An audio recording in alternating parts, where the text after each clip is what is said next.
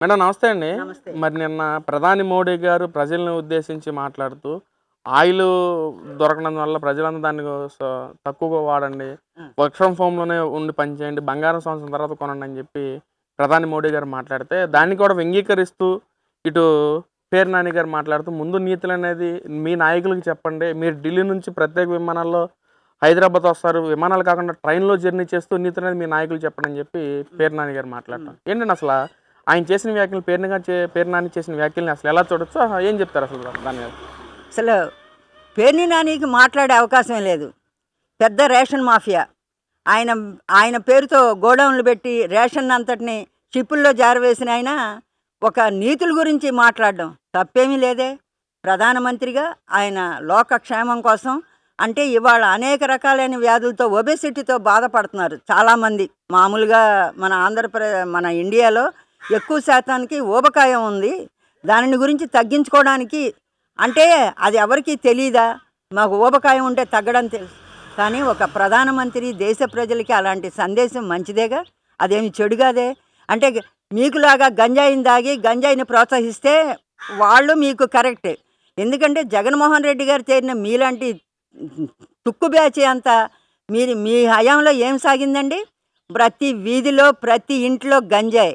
ప్రతి ఎక్కడ చూసినా అసలకి హత్యలు, నేరాలు అవన్నీ చేసి ఇవాళ మీరు ప్రధానమంత్రి గారిని అసలు మాట్లాడుతున్నారంటే మీకు మీకు అవగాహన ఉందా? అసలు నిన్ను అసలకి దీని తప్పు మొత్తం ప్రభుత్వంలో ఉందండి. ప్రభుత్వంలో ఇన్ని అరాచకాలు చేసిన వాళ్ళని బయట ఉండనివ్వడం ఏంటి? వాళ్ళ కేసుల్లో ఎందుకు మీరు లోపల వేయరు? ప్రభుత్వం అలసత్వం వల్లనే ఇట్లాంటి ఎప్పుడైనా సరే దొంగని జైల్లోనే ఉంచాలి. లేకపోతే వాడికి ఎలా ఉంటుందంటే బయట ఉంచారంటే నన్ను పట్టించుకోవట్లేదు కాబట్టి ఇంకా నేను దొంగతనాలు ఫ్రీగా చేసుకోవడానికి అలవాటు అనే దృక్పథం వస్తుంది. కాబట్టి తప్పు చేసిన వాడిని ఎప్పుడైనా గానీ బయట ఉంచితే ఆ తప్పుల్ని ఎదుటివాడి మీద రుద్ది వాడు ఆనందపడటానికి ప్రయత్నిస్తారు. కాబట్టి ఎప్పుడైనా తప్పుకి శిక్ష పడాలనేది వాస్తవం. దాన్ని నాకు తెలిసి ప్రస్తుతం కూటమి ప్రభుత్వం దాన్ని ప్రక్కదీసి పట్టించిందేమోనని మాకు కొద్దిగా అనిపిస్తా ఉంది. ఎందుకనంటే అన్ని నేరాల్లో అన్నిట్లో ఉన్నారు.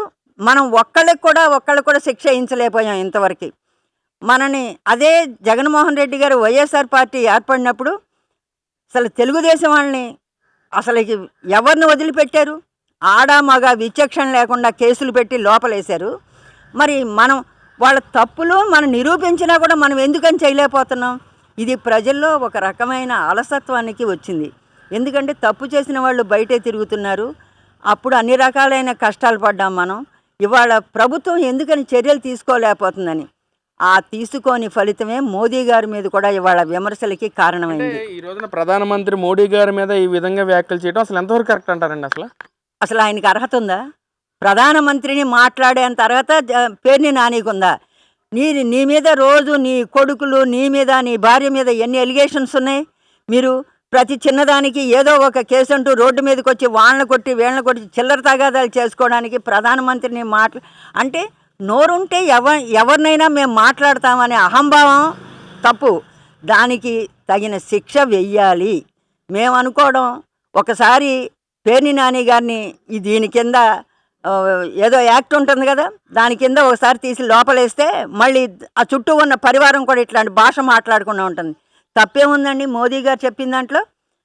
ఆయిల్స్ తగ్గించి వాడుకోండి. విదేశాల నుంచి మనం అధిక దిగుబడితో నూనెలు తెచ్చుకుంటున్నాం. విచ్చలవిడితనంగా తినడం వలన అనేక రకాలైన అనారోగ్య కారణాలు, వాటిని నయం చేసుకోవడానికి హాస్పిటల్ చుట్టూ తిరగడం, కొన్ని మరణాలు, ఇవన్నిటిని నివారించుకోవడానికి ఆయన దేశ ప్రజలకి ఒక సందేశం ఇచ్చారు.